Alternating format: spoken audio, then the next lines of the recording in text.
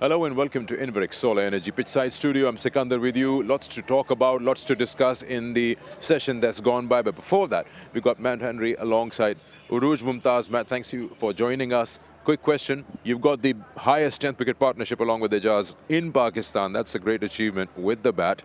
Run us through that when you went out to bat. Oh, thank you. Yeah, I think the key thing for us was making sure that we still showed intent.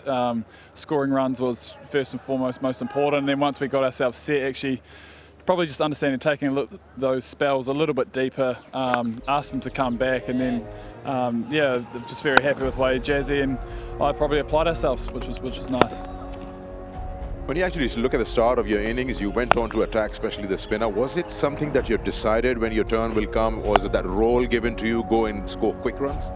I think when the field was up, it was just probably important there to make sure I'm looking to score runs first, and then once that field was spread, then actually just start negating it and just kind of, once those danger fielders were out of the way. And looking from on top, it looks like a surface where when you bowl the good channels, yes, it's difficult to get away, but as a batting track, once you get in, looks like plenty of runs on offer, and you seem to do. Was it actually the case as well? Yeah, no, it is a very good wicket. Hopefully it does a little bit more tomorrow, but yeah, I think as a bowling group, we still feel a lot in the game. We managed to get the ball reversing, which was nice, which created some chances, and I think as a bowling group, we're very happy to get those 3 wickets, but we know that tomorrow morning is going to be a very important moment. She mentioned that the wicket is still a very good track to bat on, and you were quick to realize that the fuller length wasn't really working. The drives are on, scores are coming in the way, and then that short ball. I mean, you set him up, or you just mixed it up because Pakistan missed out on that trick? I think once we realised that the ball was coming on quite nicely and they were pressing forward, it was important to use that short ball. It's such an important ball, regardless of whether it's a flat wicket or not. So we did talk about that as a plan, making sure that we are showing that intent and understanding that my role, you're going to have to sometimes change it up, and using that short ball today was one of those plans. Well, at this level, might be a silly question, but then it ran through my mind when you were batting out there. Had a long partnership, 100 plus, extended session. Were you thinking, okay, how much energy am I letting out over here because I got to come out and you bowl? Yeah, no, yeah, hats off to the all-rounders out there, eh?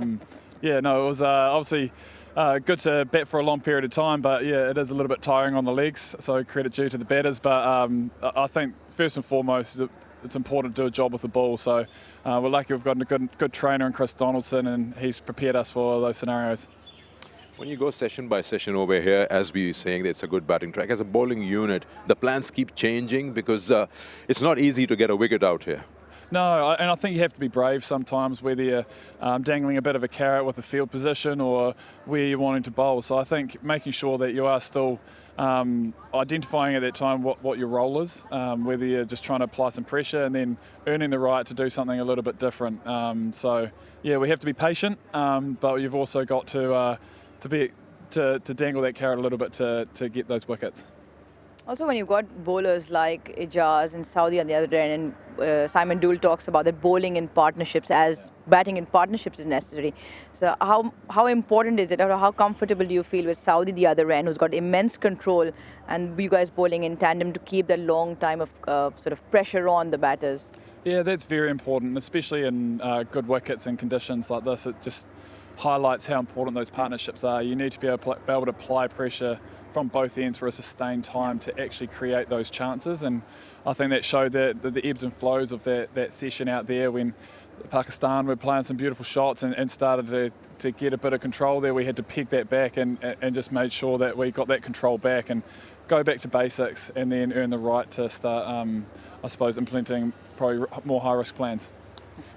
Just one more question before we let you go and rest. You've been in and out of the side before 2021. It's tough to break into that 11 with the bowling unit all fit, but now 2021 has been brilliant for you. 5 games, 23 wickets, and that average of 50 has also seriously dropped down. So you worked something differently to bring those results? Not necessarily. I think you're always trying to evolve as a cricketer, aren't you? And I suppose that's been a unique scenario for my career, to make sure that I'm still growing and learning, and you do get your opportunities, but few far in between. But I've always been very happy with how I've come and applied myself, and all you want to do is each game's an opportunity to play, and you assess it from there, really. So, yeah, fingers crossed the results come my way, but end of the day, you're just working as a team and trying to get the job done. Okay, Matt, you go get your well-deserved rest. Thank you for joining us. Thank you very much for your time, guys.